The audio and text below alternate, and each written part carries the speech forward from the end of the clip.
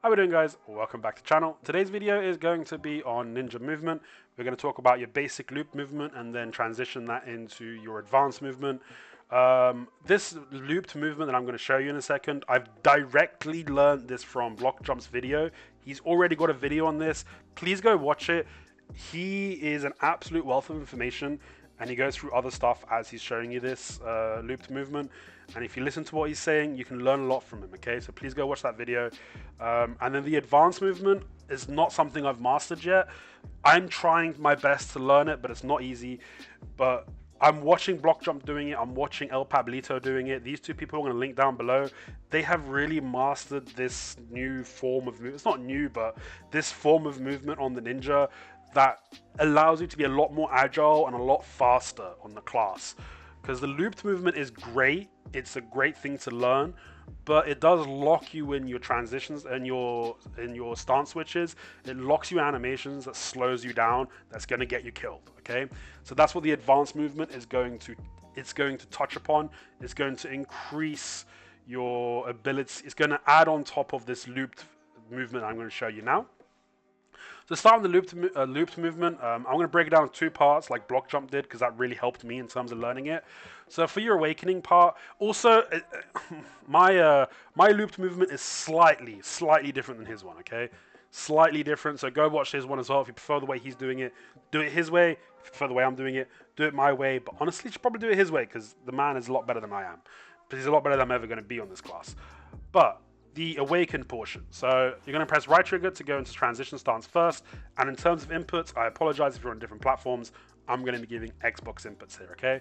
So we're going to go, let me just show you first. We're going to transition stance, silent charge, go step. Transition stance, silent charge, go step. So for inputs, that's right trigger, forward, left trigger, forward B. Right trigger, forward, left trigger, forward B. Right trigger, forward, left trigger, forward B. That's the awakened portion of the movement. It's pretty simple, but obviously it's your first time. It's going to take you a little bit. You just basically want to do this until you don't have to think about it. And you have to wait a little bit after you do it for the transition stance to come off cooldown, and then just keep rinsing, repeating. And then maybe also just try and change your directions as well, like that. So that's the awakened portion of the movement. Now let's talk about the stance switching portion of the movement to take you to link everything together. So you're going to go from just a standstill. You're going to do forward B, forward Y, forward B. So that's go step, stance switch, go step, stance switch, go step, stance switch, go step, stance switch, go step, stance switch, go step, stance switch. That's forward B, forward Y, forward B, forward Y. That's forward circle, forward triangle, forward circle, forward triangle. Keep practicing this, and then you're going to bring everything together. So starting from awakening. Right, so we're going to do transition stance, silent charge, go step, stance switch, go step, stance switch, transition stance, silent charge, go step, stance switch, go step, stance switch. So that's right trigger, forward B, forward Y, forward B, forward Y, right trigger, forward trigger, forward B, forward Y, forward B, forward Y. This is your looped movement, okay? So this is what you guys want to practice, and then just practice doing it in different directions. So this is the fully protected movement that you want to master. One thing you can add to what Block Jump likes to do in his video, what he adds onto it, is after this silent charge, he adds an extra input. He presses right trigger again. So as you can see, when we do the silent charge, our hand is in the air, it's raised. If you press right trigger again, it sheathes the sword that gives you a long iframe. So if you want to incorporate that in yours, go ahead and do it. I can do it, but I have a lot more success not doing it on console. I don't know if that's a console thing, but I have more success not sheathing it. But again, he's more experienced, so maybe it's better to learn it his way. Okay, so that's the basic looped movement. Now, tips and tricks before we go to the advanced movement. There's obviously other movement skill you have on your ninja that you can add into this basic move. This looped movement is your completely protected movement, okay? Obviously, some of it is forward guard, so your back is exposed, but forward guard is a protection. So as you can see, you're always protected here. Like, you're always protected no matter what you do. As long as you position your screen properly, you're always protected. So now we can add some extra stuff in here to help move us a bit more. So in Awakening, the extra movement skill you got is Murderous Intent. There's two different ways you can do Murderous. So if you do it after your silent charge, so you raise your sword, you do silent charge, you do Murderous here, you do an over the head Murderous that's slightly faster. If you do, another way you can incorporate it in is after you do silent charge, after you go step, then you do Murderous. This is for traveling, covering more distances, but the sideways Murderous is slightly slower than over the top Murderous. So the way you usually use it is over the top Murderous is usually used as a catch. Let's say the rock is an opponent, so you're trying to position yourself, and then you use your over the top Murderous to the catch. Then usually you use sideways Murderous for distance, traveling distance, but you can also use it for a catch on the side for that as well. So you can incorporate that into your movement, but just remember, this is unprotected, so you're not always going to be using this in your movement skills. You just need to know that it is an option that you can add onto it. And in pre-awakening, there's a couple different things you've got. One is Ghost Greeting and Shadow Stomp. You can connect these two together to do Ghost Greeting, Shadow Stomp as extra movement options. You can just do Ghost Step, Shadow Stomp as well, instead of Ghost Greeting, Shadow Stomp if you want to. And you have Oni Shadow, which you can do. You can actually do Oni Shadow from Awakening as well, but it will take you into pre-awakening. One thing to note about this, if you look on my buff bar, you can see the Oni Shadow still there. Every time you go step in pre-awakening with that skill on your hotbar, you're going to go back into invis. But if you do it from Awakening, you don't go back into invis. This is important because if you like using the Ghost Step cancel for Shadow Stomp, if you've used Oni Shadow, you cannot Ghost Step Shadow Stomp. You will do, because you go invisible, it won't let you do this cancel, so you'll always do a slow Shadow Stomp. So that's a little note in terms of tips and tricks.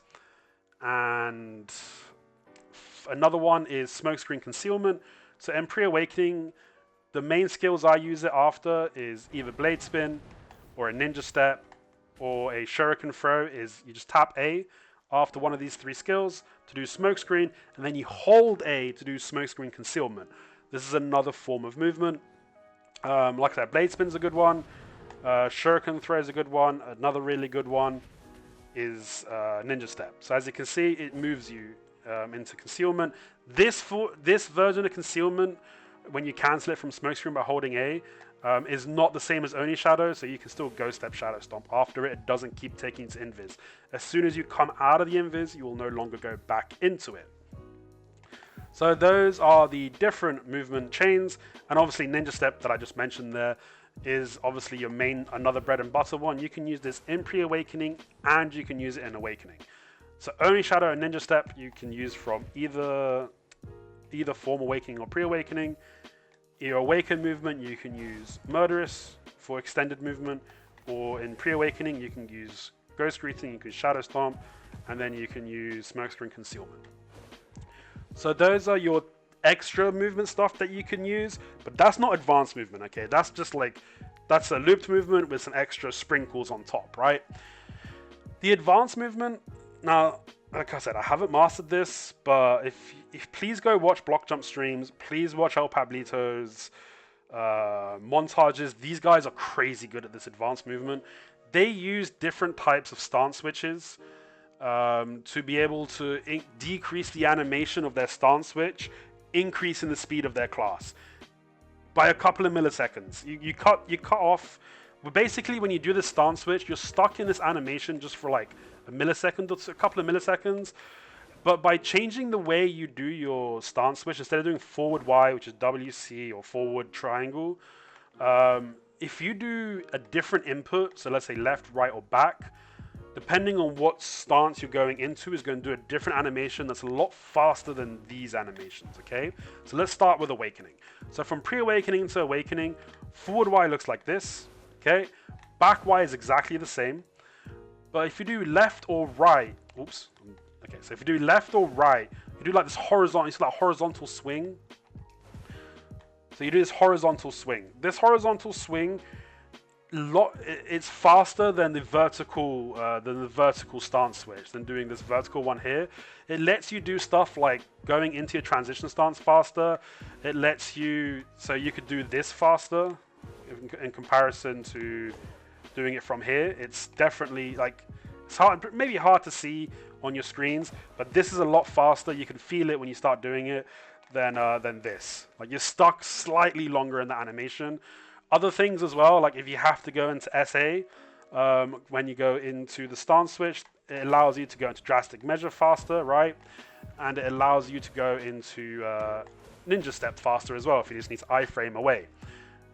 This is super important. This cutting down the time that you're in this animation in large scale is super important. 1vx is extremely important. And 1v1 against classes like Ninja, Musa, Meiwa, Hashashin, any kind of class is good at punishing your forward guards. It's extremely important you master this if you want to give yourself an advantage. Well, not even an advantage. If you want to take away that advantage that your opponent has for punishing your forward guards, you can reduce the window that you have for punishing it by using this sideways stance switch. Okay, so that's part one of your advanced movement. Now, what I'm doing right now is I'm just trying to put that into my looped movement. So I do the regular movement, and then I do this sideways. I didn't do it there because I messed up because I'm still learning it, but I do this sideways stance switch from pre-awakening into awakening. So that's what I'm learning right now and trying to master. And the reason it's a little bit harder to do than you think is because when you're doing it off when you're trying to stance switch off a skill, not just from standing still, but on like ghost step or a different skill, you have to do your input of the direction before you press Y. So you got to press A and D before you press C, / left or right before you press Y or triangle on console, before you can do this stance switch. So that's the part that you need to master, is how, like I didn't do it there because I didn't do it right. Like how long you need to hold left and right before pressing Y is the key of mastering this stance switch. And it's the same from going from awakening to pre-awakening. So like I said, I'm keeping my looped movement the same, and I'm practicing doing this this stance switch from pre-awakening to awakening at the minute. I am not trying to learn both at the same time because it's too much for me. I'm a boomer, all right? But I'll show you guys from awakening to pre-awakening. It's a bit more complicated, all right? The reason it's a bit more complicated is because there's 3 different stance switches. Well, technically 4. So you've got your regular stance switch here that we've showed you with forward. You've got a backward stance switch that kind of looks like an ankle cutter. So that's kind of good if you want to bait people. If they kind of know your class pretty well, you can make them think you're doing an ankle cutter, but you're actually a forward guard by doing back stance switch. Then you've got left stance switch that does kind of roll, and then you've got right stance switch that does this kind of like, I don't know, slide-ish. So you've got 3 different stance switches, slightly different animations for all of them. You can, the forward guards do linger, they do linger a little bit, but nowhere near as much as this. And you can change the direction of the forward guard as well, like you could do before, okay? So now the reason it's harder to incorporate this into your movement is because it's too fast. So let's say we've been ghost stepping into the transitions into the stance switch, right? So if you ghost step stance switch, you can't ghost step again because the linger is not quite long enough, as you can see, for you to be able to do the ghost step. It doesn't linger long enough. The sideways one almost, if you go left, it almost lingers long enough, but there is still a little gap. Same with the back, it almost lingers long enough, but there is a little gap. The right one, this one is the fastest animation, and it doesn't linger long enough for you to be able to do the ghost step. So do keep that in mind. But the reason, so that's why it's hard to put this into your looped movement. So you kind of, if you're ghost stepping into pre-awakening, you kind of need to do something else to bridge that gap. So these are the options that I've seen these top end players use. Normally the top options are, the most successful options are smokescreen. That's the main one. That's pretty goddamn massive. Smokescreen cancel is huge. You can do that off any like left, back, or right. You can do it off, but you can't do it from forward stance switch. You can't cancel ghost step from smokescreen from that one. The next one is ghost greeting. That's another really good one, just to move out of the way if something's coming your way. You can also like go from the ghost greeting into a shadow stomp, like so. And then one of the best ones besides smokescreen though is ninja step. This is so fast when you when you I'm messing it up here, but when you master doing this, it's so fast, bro. When you do looped movement and you do the sideways stance switch, especially going right from awakening to pre-awakening, and ninja step, it's so goddamn quick for your repositioning. It's really good for confusing your opponents. And then a couple extra ones, honorable mentions that you can use if you do need to stay protected, is blade spin is one, and the other one is illusion. Illusion is not the best one though. So like I said, what I would recommend is maybe use this regular stance switch, the forward stance switch for pre-awakening for now, if you're trying to learn this advanced movement, and just learn to do the sideways stance switch into awakening. And then once you've got that completely nailed down, see, like I messed up there. Once I messed up again twice in a row, but once you've got this completely locked down and you no longer have to think about it, then try and learn the faster stance switches to pre-awakening. But it's an extra layer because you need to add one of those skills on top to do it properly. So I'll do my best to okay, let's try. Alright, let's try and give you guys an example. Let me just start pre-awakening. So you need to